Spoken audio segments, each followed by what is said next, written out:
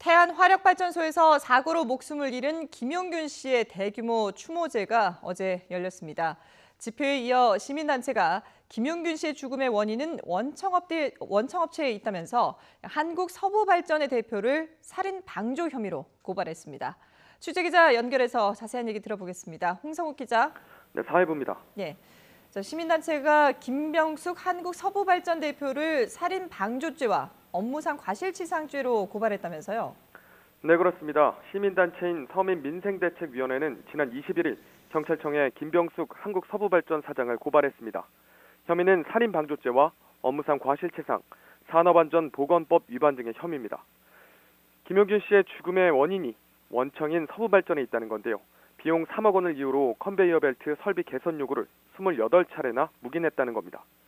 결국 이렇게 방치된 장비가 김 씨의 죽음을 초래했다고 주장했습니다.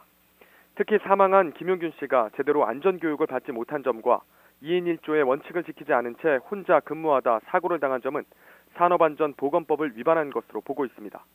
대책위는 또 이번 안타까운 사건을 계기로 사고가 발생하면 원청사 대표가 책임을 지는 것이 아니라 실무자 선에서 처리하고 넘어가는 관행이 변해야 한다고 주장했습니다.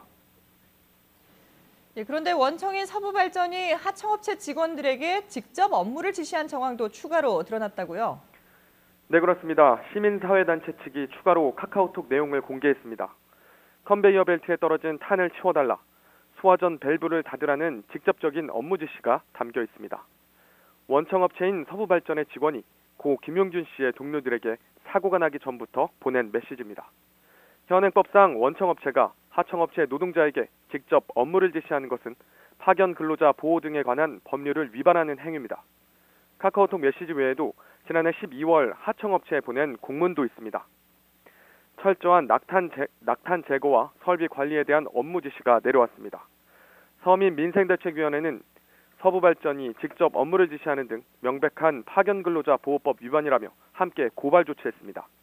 특히 지난 2016년 발생한 구의역 스크린도어 사고 당시 정부와 국회만 믿고 원청사 대표에게 법적 책임을 묻지 못한 것은 시민단체들의 과실이었다며 이번엔 반드시 원청사에게 법적 책임을 묻겠다고 밝혔습니다.